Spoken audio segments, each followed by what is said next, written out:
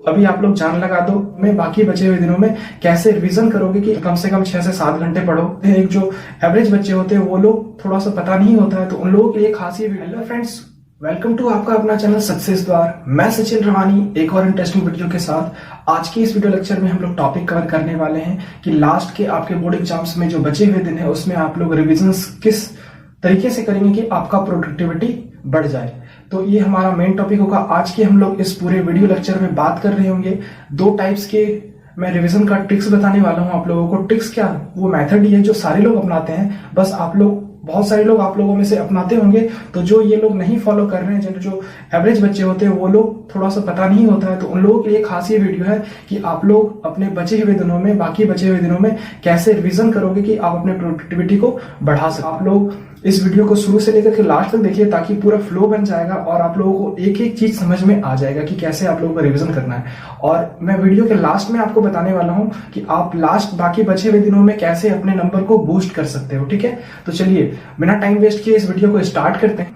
तो मैं अभी आपको रिवीजन का दो तरीका बताने वाला हूं। ठीक है, रिवीजन के दो, ये फर्स्ट मेथड मैं यहाँ पे लिखने वाला हूँ और सेकेंड मेथड यहाँ पे। ठीक है, तो फर्स्ट मेथड में आपको क्या करना है, सबसे पहले आई थिंक आप लोगों का सारा सिलेबस तो कंप्लीट हो चुका होगा, आप लोगों ने सारा नोट्स भी अच्छे से बना लिया होगा। अब आप उन लोगों को कम से कम 1 से 2 बार आप सारे नोट्स को पढ़ चुके होंगे।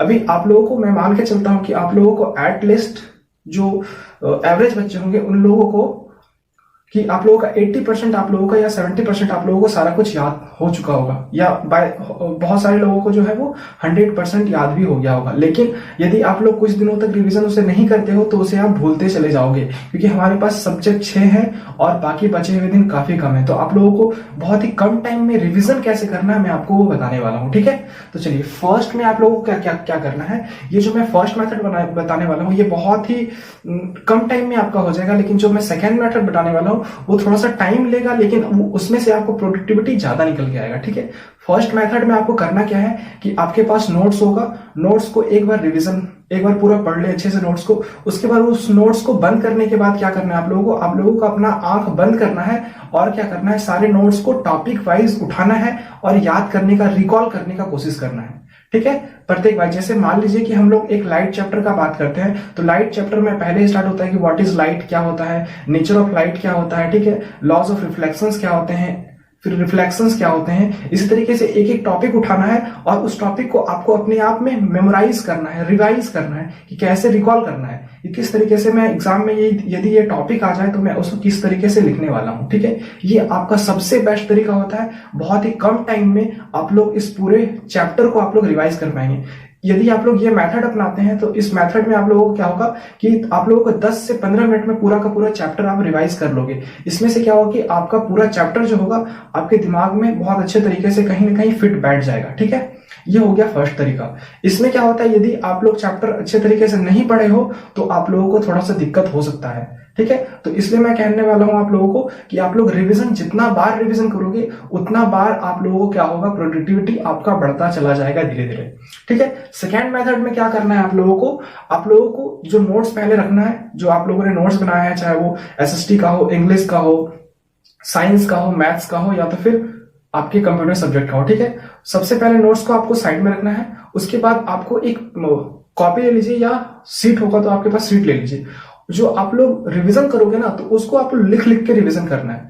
इससे क्या होगा, लिख के रिवीजन करने से मैं आपको क्या बेनिफिट होगा एक जस्ट थोड़ी देर बाद बताने वाला हूं। ठीक है, तो जैसे मान लीजिए कि आप लोग इलेक्ट्रिसिटी चैप्टर का रिवीजन कर रहे हो, तो इलेक्ट्रिसिटी में सबका डेफिनेशंस कैसे आ जाएगा, सारा फॉर्मूला क्या होगा, उस फॉर्मूला को लिख लेना है आप लोगों को। ठीक है, लिख लेना है, उसको लिख लिख कर प्रैक्टिस करना है। लिख लिख के प्रैक्टिस करने से और रिवीजन करने से आपका क्या होगा कि आपका हाथ का फ्रीक्वेंसी और माइंड का फ्रीक्वेंसी जो होगा, याद करने की फ्रीक्वेंसी, वो दोनों मैच हो जाएगी।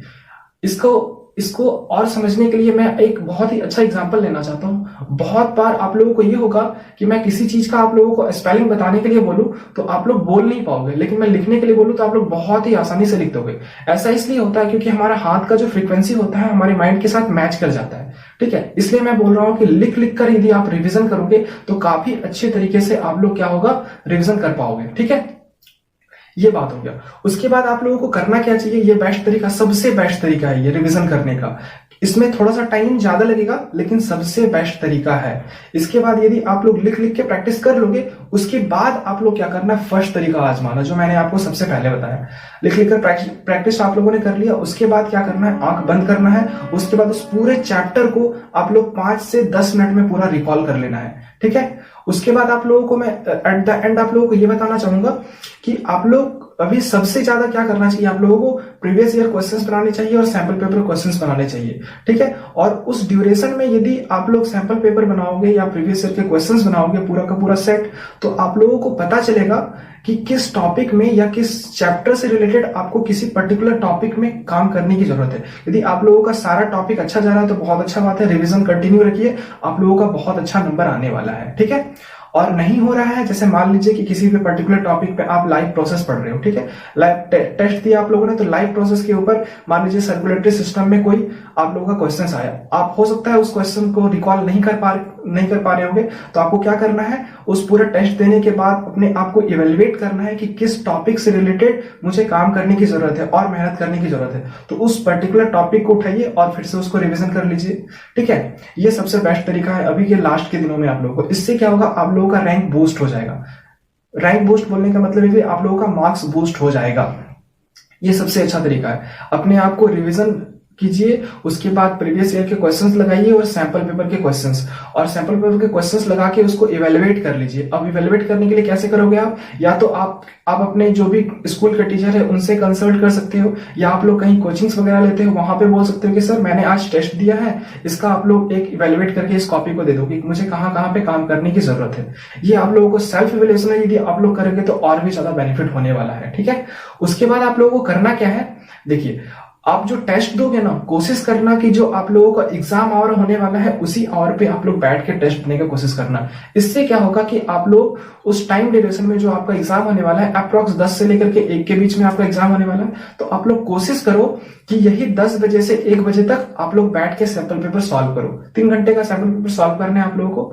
इससे एक बेनिफिट ये होगा कि उस पर्टिकुलर टाइम के लिए आपका जो माइंड होगा वो एग्जाम देने के लिए सेट हो चुका होगा। जब आप लोग एग्जामिनेशन हॉल में जाओगे तो आपका माइंड उस समय पूरा अच्छे तरीके से प्रिपेयर होगा एग्जाम देने के लिए, ठीक है। और मेरी एक सलाह यह है कि आप लोग ज्यादा रात तक मत जाओ, ठीक है। मैक्स टू मैक्स 1 बजे तक आप लोग जाके पढ़ सकते हो। उसके बाद आप लोग 6 से 7 घंटे का नींद पूरा करो, उसके बाद फिर से सुबह उठ के पढ़ना स्टार्ट करो, ठीक है ना। रात तक ज्यादा मत पढ़ो। यदि आप लोग 3 से 4 बजे तक पढ़ रहे हो तो क्या होगा कि आप फिर सुबह मॉर्निंग में लेट से उठोगे, फिर आपका पूरा का पूरा जो डे होगा वो पूरा का पूरा सही तरीके से अरेंज नहीं हो पाएगा। इसलिए मेरी ये सलाह है कि आप लोग ज्यादा रात तक मत जागो, मैक्स टू मैक्स 1 बजे तक। 1 बजे के बाद आप लोग आराम से सो जाओ, ठीक है। उसके बाद फिर से सुबह उठो, फिर से रिवीजन करो।